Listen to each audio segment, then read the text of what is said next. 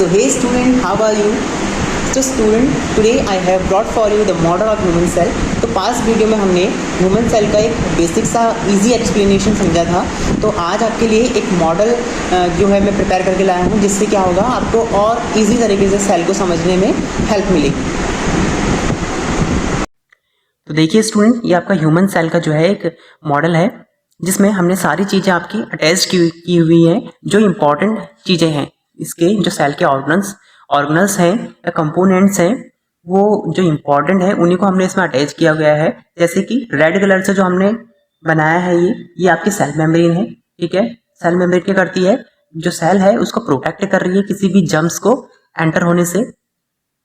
उसके बाद आपका ये माइटोकॉन्ड्रिया है। माइटोकॉन्ड्रिया क्या कर रहा है, ये एनर्जी प्रोवाइड कर रहा है, यानी कि एटीपी जनरेट कर रहा है। नेक्स्ट आपका जो है एंडोप्लाज्मिक रेटिकुलम है। एंडोप्लाज्मिक रेटिकुलम जो आपका होता है वो टू टाइप्स का होता है। एक होता है रफ एंडोप्लाज्मिक रेटिकुलम, ठीक है, जिसके सरफेस पे क्या होता है, राइबोसोम अटैच्ड होता है, और ये क्या करता है, प्रोटीन का सिंथेसिस करता है, जिसमें राइबोसोम आपका प्रोटीन सिंथेसिस में हेल्प करता है।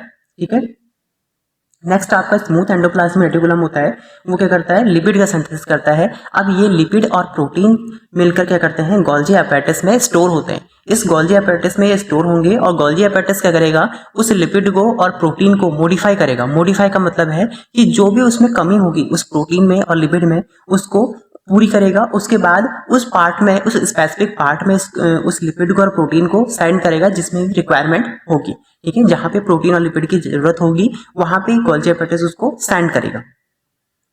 नेक्स्ट हमारा आता है न्यूक्लियस। ठीक है, न्यूक्लियस क्या होता है, सेल का एक तरह से ब्रेन है, पूरे सेल को ये क्या करेगा, कंट्रोल करेगा। ठीक है, जिसमें क्या होता है, आपका जेनेटिक मटेरियल होता है। उसके अंदर एक न्यूक्लियस होता है, न्यूक्लियस के अंदर होता है न्यूक्लियोलस। ठीक है, न्यूक्लियोलस होता है। न्यूक्लियोलस आपका जो राइबोसोम है उसको राइबोसोम के सिंथेसिस के लिए हेल्पफुल है। ठीक है, इसका मेन जो वर्क होता है वो राइबोसोम को सिंथेसिस करना होता है, राइबोसोम को बनाना होता है। न्यूक्लियस के बाहर ही आपकी एक मेम्ब्रेन होती है जो न्यूक्लियस को प्रोटेक्ट करती है, उसे कहते हैं न्यूक्लियर मेम्ब्रेन। ठीक है, इतना इंपॉर्टेंट नहीं है, हमने इसमें आपको जो है इसमें मेंशन नहीं किया है। जितने भी हमारे इंपॉर्टेंट पार्ट हैं उन्हीं को हमने इसमें मेंशन किया है। उसके बाद एक लास्ट आता है आपका लाइजोसोम। लाइजोसोम क्या करेगा, लाइजोसोम आपका इसमें जो है इसके अंदर बहुत सारे एंजाइम होते हैं।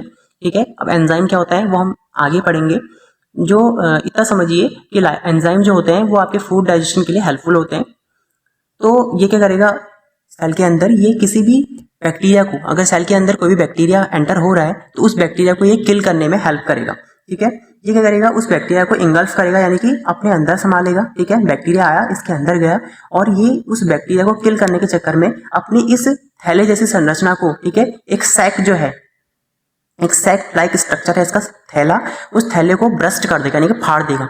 जब ये अपने उस थैले को फाड़ेगा तो पूरी सेल क्या होगी, डैमेज हो जाएगी। तो लाइजोसोम का वर्क क्या होता है, ये फैगोसाइटोसिस करता है, यानी कि बैक्टीरिया को किल करता है, तो इसी को हम बोलते हैं फैगोसाइटोसिस। उसके बाद लास्ट एक आता है साइटोप्लाज्म। साइटोप्लाज्म यानी कि ये जो ब्लू कलर का आपका इसमें एक लेयर जैसी दिख रही है, ये क्या है, साइटोप्लाज्म है। साइटोप्लाज्म होता है एक जेल लाइक फ्लूइड, जिसमें जितने भी हमारे ऑर्गन्स होते हैं, ऑर्गन्स हैं, कंपोनेंट्स हैं सेल के, वो फ्लोट करते हैं, यानी कि तैरते हैं उसमें। तो ये आपका एक बेसिक सा इंट्रोडक्शन हो गया सेल का।